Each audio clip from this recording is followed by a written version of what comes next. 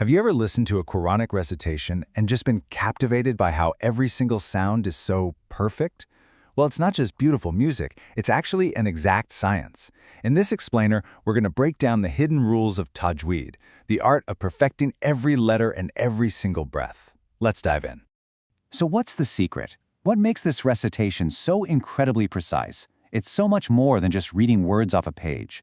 We're talking about a deep, technical, and spiritual precision, where every vowel, every silent letter, and even every breath is deliberately and perfectly placed for a reason.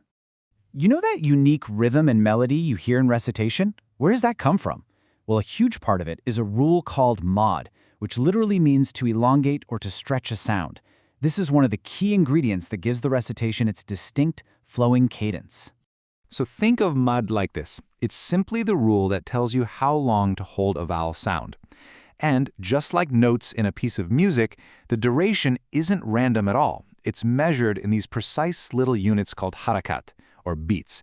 This is the absolute foundation for the rhythm and flow you hear. But it gets even more specific, which is the really cool part. Check this out. Mad is actually split into different types based on one tiny little detail, where the symbol called Hamza shows up. On the left, you've got Mad Mutasil, where the Hamza is inside the same word as the long vowel. You hold that for 4 to 5 beats. But on the right, with Mad Munfasil, the Hamza is actually in the next word. And that tiny little difference changes the timing to 4 to 6 beats. It's such a small distinction, but it's absolutely critical for getting the sound just right. All right, so we've stretched the vowels, but what about the letters that aren't even fully pronounced? In tajweed, even the silent letters have rules. Specifically, the silent N and M sounds have their own intricate set of rules that completely change the flow and smoothness of the recitation. We're going to focus on what's called Nun Sakina, which is basically a silent N, and Tenween, which is that an, or in sound you often hear at the end of a word. And here's the amazing part. How you pronounce this N sound depends entirely on the single letter that comes right after it. Let's break down the main rules. First up, we've got idgham, which just means merging. In the example here, du'a'an wa nida'an. Notice that un sound right before the wa. Instead of saying them as two separate things, the N sound just kind of melts or merges right into the wa that follows. This creates this really smooth, nasal transition, a seamless connection, rather than two choppy sounds. Next is a really subtle one called ikhfa, which means hiding. In the phrase min tayyibatin, the silent N in min isn't fully pronounced, but it's not totally merged either.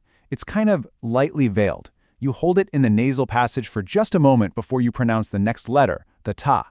It's this very subtle and beautiful sound that adds a unique texture. And then there's iqlab, which means conversion. Now this one is a total game changer. Whenever a silent N or a tanween is followed by the letter ba, that N sound completely transforms into an M sound.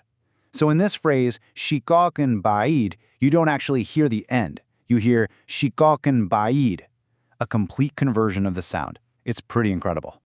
And it's not just the silent N that gets all this special attention. The silent M, or mim sakina, also changes how it's pronounced depending on what letter comes right after it. So how does this work? Well, most of the time, a silent M is pronounced very clearly and distinctly. This is called ivhar shafui. In the example, razaqnakum washkuru, you can really hear that kum is sharp and clear. But there's one key exception. If that silent M is followed by the letter ba, it softens into something called ikhfa shafui. The lips close gently, almost hiding the M sound. It's the difference between a hard stop and a soft, smooth transition. Okay, so we've talked about how letters interact with each other. But believe it or not, it goes even deeper. Each individual letter has its own intrinsic qualities, kind of like its own personality and texture. Let's look at a couple of examples that show just how much detail we're talking about. Take the word bookman.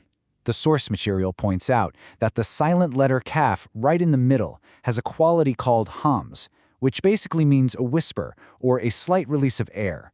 So it's not book like a hard stop, it's more like book k with this subtle little puff of air at the end. That tiny detail completely changes the texture of the word. And here's another fantastic example of articulation. In the phrase Samala, Asparaham, the instructor points out that the letter Sod has to be a really heavy S sound. But right after that heavy sound, the Ba has to be light and crisp. It's like this dance between heavy and light letters, and each one requires perfect control of your tongue and your mouth to get right. Now, you might be thinking all these incredibly intricate rules are just about making the recitation sound perfect. But there's another equally profound purpose here. Mastering the sound is one of the most powerful tools for actually memorizing the text. The sound and the memory are deeply, deeply connected. So this brings up a really practical question, one that anyone who's ever tried to memorize a large amount of text can totally relate to. What do you do when your memory feels rusty, or when you feel like you've completely forgotten a section that you used to know by heart? Well, the instructor offers this powerful two-stage solution. The first is called the reading method, and this is your recovery tool. If a section feels totally gone, first just read the entire portion through once. Then you go back and you read each page of that section 10 times, spreading it out through the day. The key is you're not trying to recite from memory yet. You're just getting your brain refamiliarized with the words and reactivating those old neural pathways. Okay, so you've used the reading method to bring a forgotten section back to life. Your memory is active again. But how do you go from just recognizing it to truly cementing it in your long-term memory? How do you make it permanent? This is where the reciting method comes in. This is all about solidification, or what's called taspit, making it firm. It's a simple 2-day process. On day 1, you read the portion from the book 3 times. Then, on day 2, you put the book away and recite that same portion entirely from memory. This is the crucial step that really tests and strengthens your memorization, locking it in place. So the real insight here, the big takeaway, is that effective memorization isn't just about brute force repetition. It's a strategic process. There's a specific tool for reactivating weak memory, that's the reading method, and a different tool for making it permanent, the reciting method. It's about using the right strategy at the right time.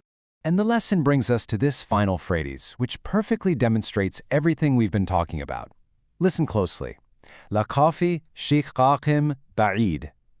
Remember that iqlab rule we talked about, where the N sound converts to an M before a B?